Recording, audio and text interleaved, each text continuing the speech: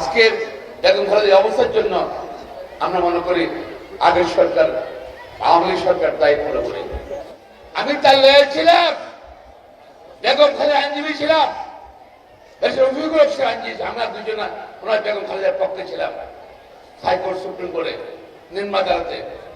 সেই 2 কোটি টাকা নয়, সে অ্যাকাউন্টে 10 কোটি টাকা হয়েছে, 2 কোটি টাকা বেড়ে বেগম খালেদার মিথ্যা আমরা কিন্তু সাজা দিচ্ছে, ফরমাই সাজা। পরবর্তী বেগম খালেদা খালাস হয়ে গেছে, কিন্তু বেগম খালেদাকে সুস্থ বেগম খালেদা তাকে হেঁটে উনি আসছেন, তারপর ওনাকে জেলে নিল এবং বেগম খালেদা ইজাফলকে আমরা বের করলাম, বের করলাম হুইল চেয়ারে করে।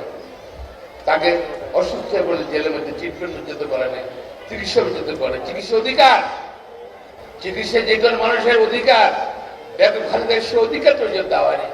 বেগম খালেদা সুস্থ, বেগম খালেদা অসুস্থ পড়লেন, হুইল চেয়ারে করে অসুস্থ বেগম খালেদাকে পাশে আনলাম। বেগম খালেদা চাইলেও যে তার যে চিকিৎসা না করা থেকে তার রোগটা জটিল হয়ে যাচ্ছিল, বিদেশে যাবে, বারবার চেষ্টা করলেন, সরকার আবেদন করল তার পরিবারের পক্ষ থেকে, সেটা দিল না, সেটা দিল না। বেগম খালেদা আরো গুরুতর হলো। আজকের বেগম খালেদার অবস্থার জন্য আমরা মনে করি আগের সরকার আওয়ামী লীগ সরকার দায়ী পুরোপুরি। আজকে বেগম খালেদা অসুস্থ, 4 জন দোয়া করে আল্লাহ যেন তাকে ভালো করে সুস্থ করে।